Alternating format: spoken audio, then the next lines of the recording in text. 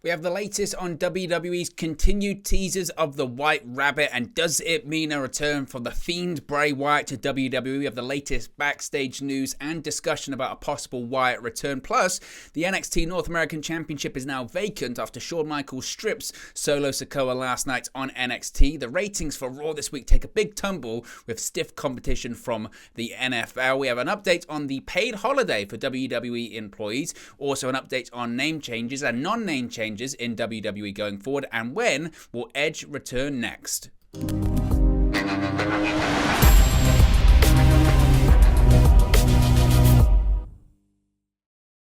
Hey guys, welcome back to Wrestling News 365. Hope everyone is doing very well. As always, there are plenty of news stories to get into in the world of WWE, and we have to start off talking, of course, about the White Rabbit teases. They do continue. Of course, they continued this past week during Monday Night Raw with several really interesting teases. Of course, during the commercial break, they played the song once again, the White Rabbit, with the red lights appearing. The same thing that happened during the commercial break of SmackDown on Friday. The same thing that happened during the WWE live events over the weekend. And of course, Raw took it to a new level. There was the QR codes that led you to the Game of Hangman, that led you to the tease of this coming Friday night on SmackDown, September 23rd, all leading possibly to a return of Bray Wyatt. Well, we have some new information about this and what people backstage, most importantly, are saying about Bray Wyatt. So, this is what WrestleVotes, very popular and reputable outlet on Twitter, said, quote, asked a source about the White Rabbit deal. Source said, while he suspects it's Bray Wyatt, he said it's being, quote, withheld from everyone. WWE has been able to draw significant interest from this without it being a, quote, TV storyline, and they'd like to keep it as quiet as possible. So, basically, sources backstage in WWE are saying they don't know, but they think it's Bray Wyatt, but nobody is talking. Now, this gets expanded a lot by Sean Ross Sapp of Fightful. Fightful Select, of course, their Patreon channel. Be sure to subscribe. I think it's like $5 a month. It's more than worth it when it comes to the latest WWE, AEW, and pro wrestling news, of course.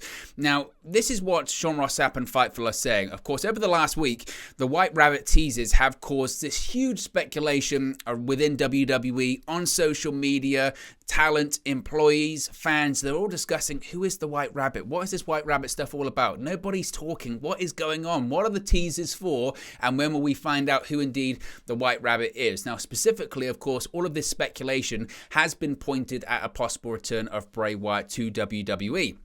Now, Fightful are reporting that they have been asking around, and so far, the majority of WWE is just like all of the fans watching around the world, and just like the fans on social media, in that the majority of WWE is actually left in the dark about who indeed the White Rabbit is, or what is the plan behind this storyline, this tease, this cryptic kind of thing that's going on in WWE right now.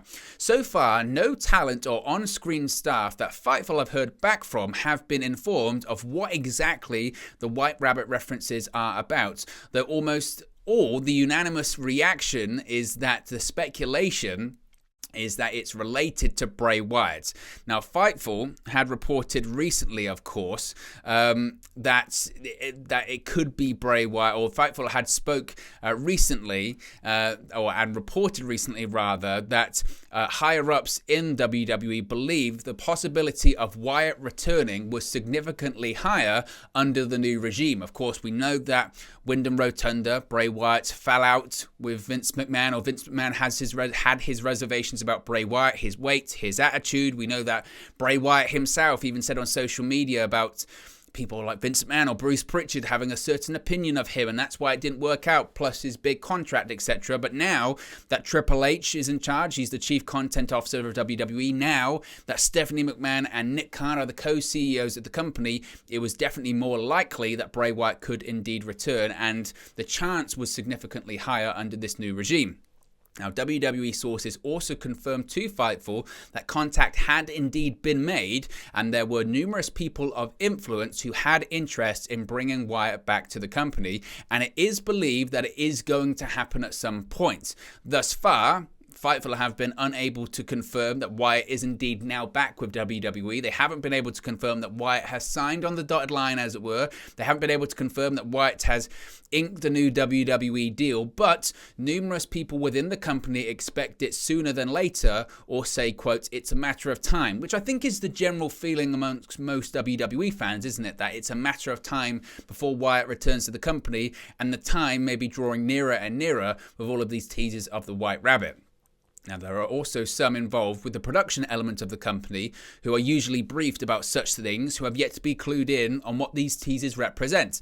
The situation is being closed very close to the vest within the company. Again, like sometimes when surprises are kept a secret, but then they walk out onto the stage inside the arena and their Titantron's playing and merchandise has already been made and all this kind of stuff. What Sean Ross Sapp is reporting here is that essentially that those people that would know at the moment, they don't know. This is being kept way closer to the vest than usually is the case, because if you go back and watch a lot of WWE documentaries, and this is really, I really recommend doing this. For instance, Edge. When Edge returned to WWE, he was taking meetings in November, December time. He was walking around WWE headquarters. He was taking marketing meetings. He was talking about what was next for his character. He was talking about merchandise. And of course, all those within WWE were sworn to secrecy, maybe even signed confidentiality agreements. But still, it kind of leaked out. Everyone knew that Edge was probably going to come back, right? And he was spotted, I think, in Pittsburgh, getting medical checks and all this kind of stuff.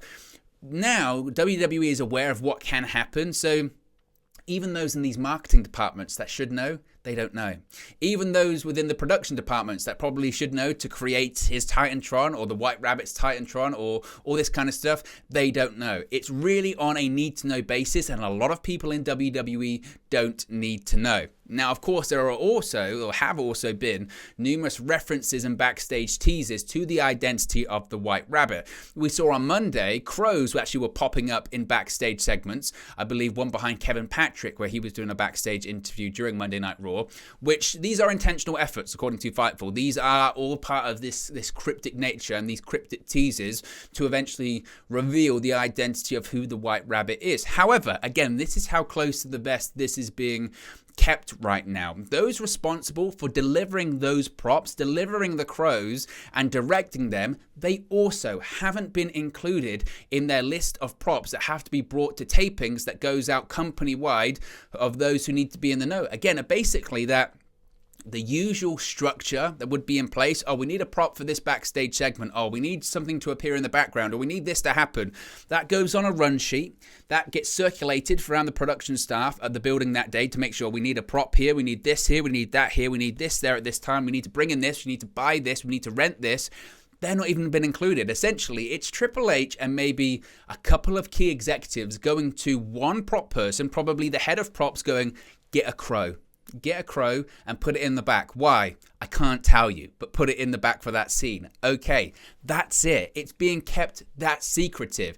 And it kind of ties into all of the mystery, which is why we're enjoying it so much. Oh, I know it myself. I'm enjoying it so much because it is difficult to figure out. It is difficult to know what is going on. They are trying to piece things together. So much so, there are people within WWE right now that are reaching out to people that run wrestling websites or are pro wrestling journalists going, do you know what's going on? Because I don't know what's going on.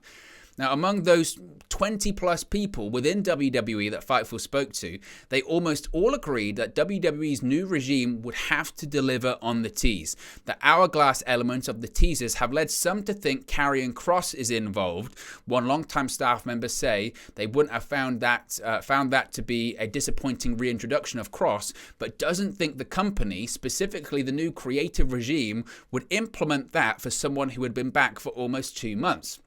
Another top star said that paying off a tease like this is something, quote, integral in setting the tone for shows moving forward. And this is kind of what we spoke about yesterday when we spoke about the White Rabbit and the teases and all of this stuff going on in WWE right now, is that if it's Karrion Kross, that will be a letdown. Not because Karrion Kross is bad or people don't like him or whatever. People have their opinions on him.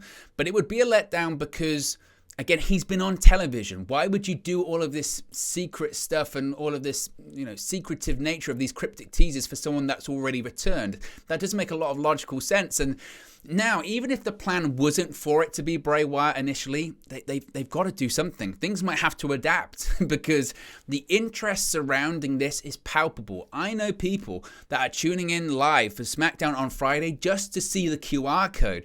Maybe they want to see if a reveal will happen, or they just want to see what the next clue is. People are hooked. This is like Wordle. This is like WWE Wordle. I don't know.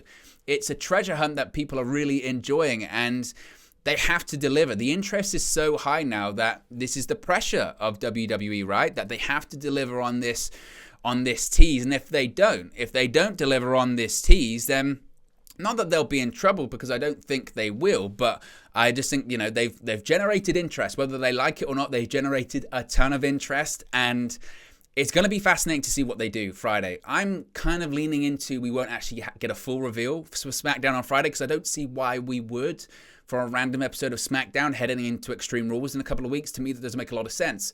I think we'll see the latest development. We'll see the next clue, and maybe come Extreme Rules, we'll see the White Rabbit finally reveal themselves. That, to me, makes the most sense. But let me know your thoughts on the latest news about the White Rabbit in the comments section below.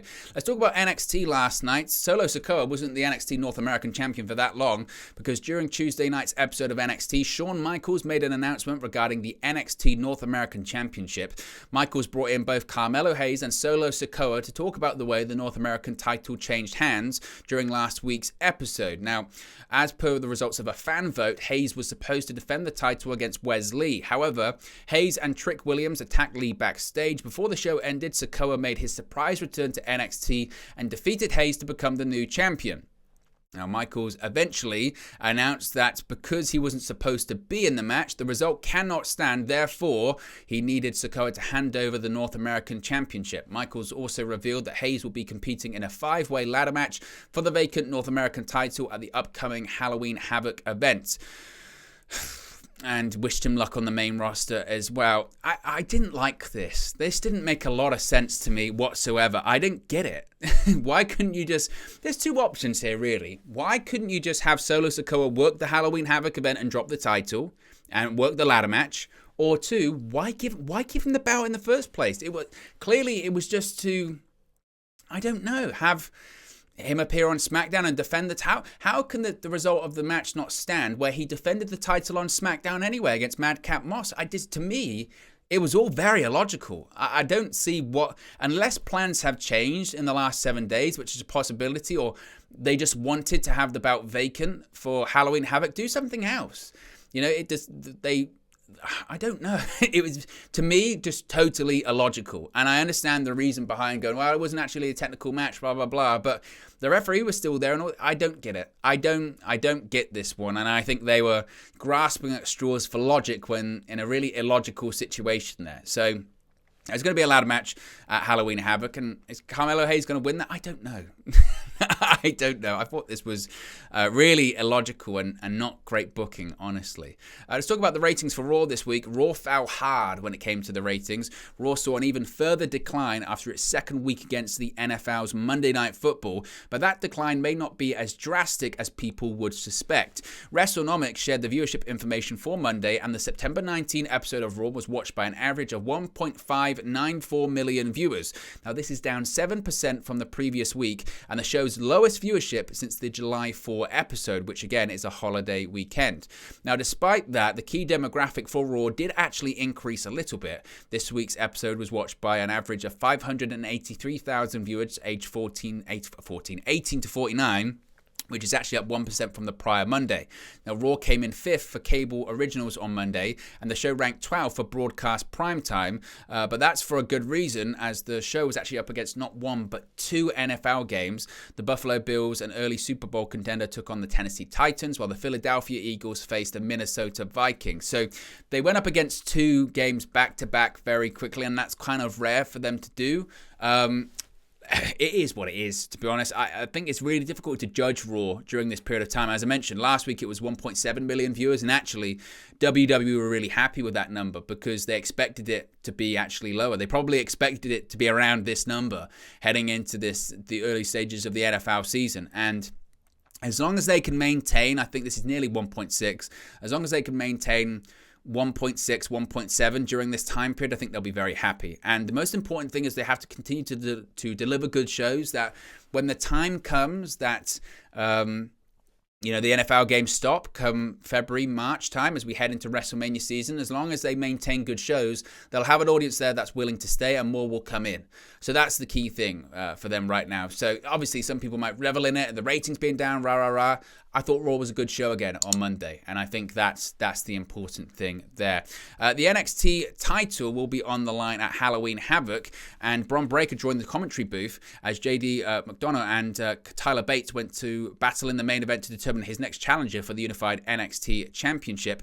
Now, although JD prevailed as the new number one contender for his title, Ilya Dragunov made a shocking comeback to confront both men, declaring his intentions to pursue the top prize in NXT. It then has been revealed that we will have a triple threat match now at the Halloween Havoc event. So great to see Ilya Dragunov back because I'm a huge fan. Of course, he was injured for a period of time. He lost the championship, as I mentioned, to Tyler Bates. He had to vacate the championship rather due to an injury. So great to see him back, and going to be interesting to see that match at Halloween Havoc. Should be a really good one. Let's talk about some changes to paid holiday in WWE as well. This is according to Sean Ross Sapp of Fightful Select. There are some more positive changes to WWE specifically for their employees. Now, these aren't their talents; these are their full-time actual employees, not the independent contractors.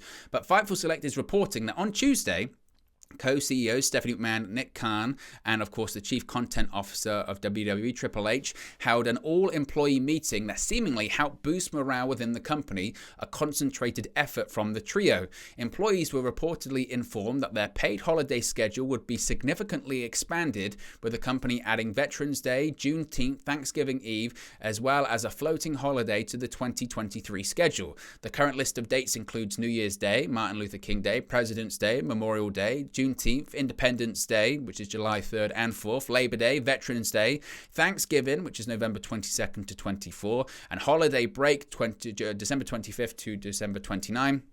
Now, WWE, of course, will still tour on some of these days, so some days off may vary.